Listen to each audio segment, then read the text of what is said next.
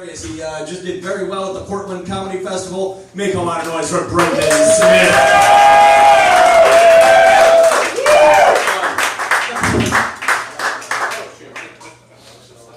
Yeah, be gentle with the mic. So, I'm awkward, obviously. I'm like awkward socially. I've been trying to figure out why I'm awkward, and I think I finally cracked the code. I have no confidence and self-esteem, and the reason I have no confidence or self-esteem is because I was an altar boy in the Boy Scout, and no one could rush me.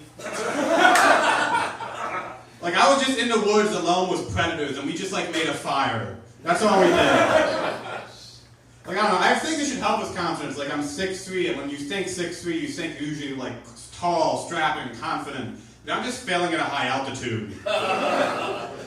Like, I'm still a wallflower. I'm such a wallflower, I once got invited to a party I was currently attending.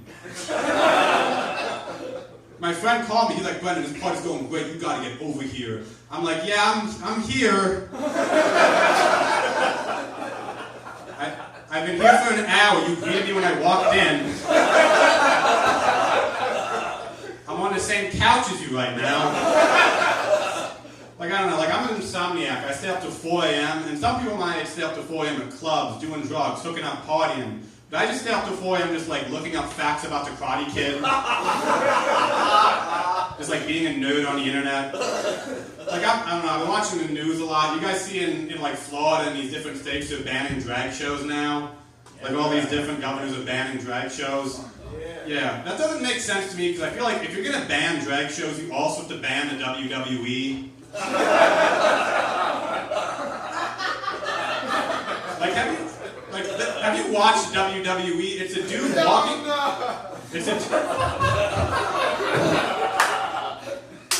The WWE is a dude walking down a runway while his favorite song plays so he can do choreography. It's a bunch of dudes in boots and tights fighting over who gets to wear a belt. It's a drag show. And everyone's like, oh, these drag queens, they're going after kids. They want to be in rooms with kids. But I'd rather be in the room with a drag queen as a kid than with John Cena. Yeah. That means I'm terminal, you know? My dad's really worried about Ukraine, because my dad's a boomer. He grew up during the Cold War, so like Russia keeps threatening to nuke everyone and he's freaking out. And he's asking me these questions like I know the answer, like, Brendan, what are we going to do if the bombs start falling? Like, Brendan, should we put food and water in the basement? Should we plan? Where are we going to go? What are we going to do? Like, Brendan, if there's a nuclear war, what are we going to do? And I'm just like, I don't know, die? Like, I'm not going to become a road warrior in a Hyundai Elantra. It's not going to happen. I would not do well in the wasteland. I'd be in a gimp suit day one. And I feel like, I don't know, I feel like that's a boomer perspective, like how we're going to survive. If you tell a Gen Z or millennial the world's going to end, we're just going to be like relieved. Like I wasn't going to make rent this month, this actually saves me. I don't know, I feel like people my age are just used to everything being terrible all the time. Like we just grew up with like school shootings. Like I'm the same age as the kids at Sandy Hook. Well, like I was the same age, I grew up, but like...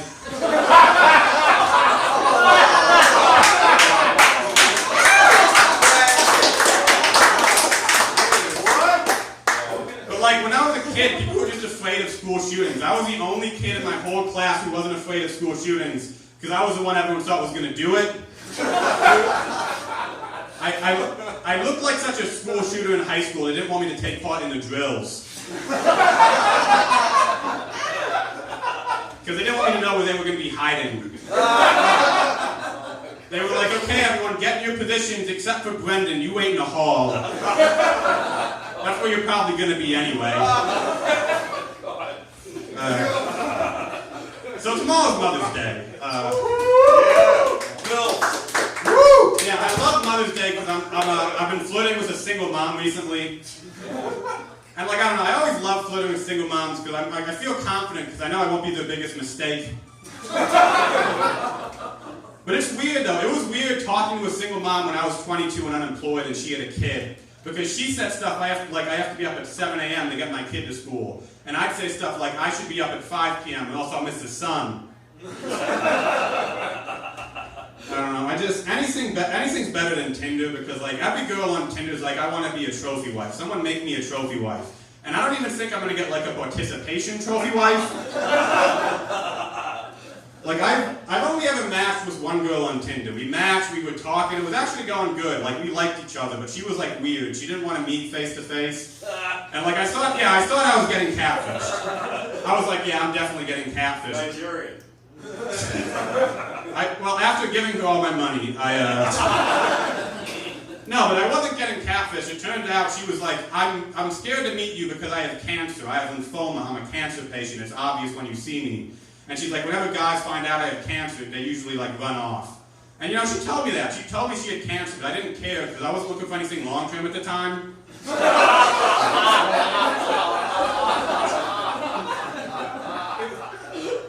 Eventually, though, she ghosted me, so hopefully she died.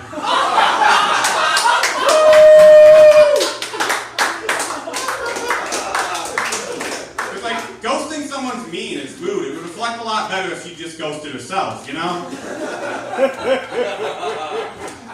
No, you can tell that story's not true because a girl likes me in it, but I don't know. I'm not good at talking to girls. I'm not good at talking in general. Some of you guys might have noticed I talk a little different. Your suspicions are correct. I'm an illegal immigrant. No, I have a speech impediment. It's real. Like, I went to speech therapy for 9 years, but you could tell it didn't work by the way I pronounced speech therapy. I went to speech therapy 9 years. I got an F every year. The good thing is it doesn't look too bad on my transcript, because when you get an F in speech therapy, it's spelled TH. But, like, it sucks, because, like, when you have a list, there's only 2 options. You could be gay or be Mike Tyson. And I very clearly don't fit into either of those well, I don't fit into one of those categories. I might be Mike Tyson.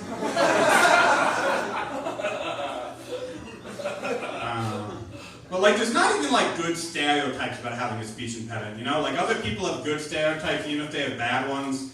Like autistic people have being good at math, black people have big penises, white people have credit. Like, there's good stereotypes. So I've been trying to start one that guys with speech impediments are really good at eating girls out.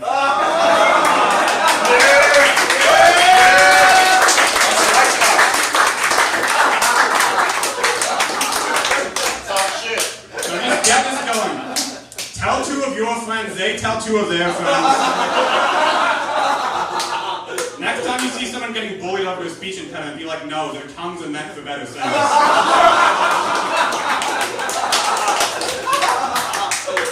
But no, I got bullied a lot. I got bullied so much when I was a kid. I remember the first kid to ever bully me. It was in 2nd grade. He just walked up to me, like, on sight. He pointed at me. He said, "You're gay." And I didn't know what being gay was because I was, like, 8, but I did what any kid would do when he gets called something. I'm like, "No, you're gay." And we kept going back and forth. "You're gay, no, you're gay." Like, every day until graduation. But then recently, I heard about this kid. This kid came out. This kid is gay. So I win. Okay, I'm going to have a good night.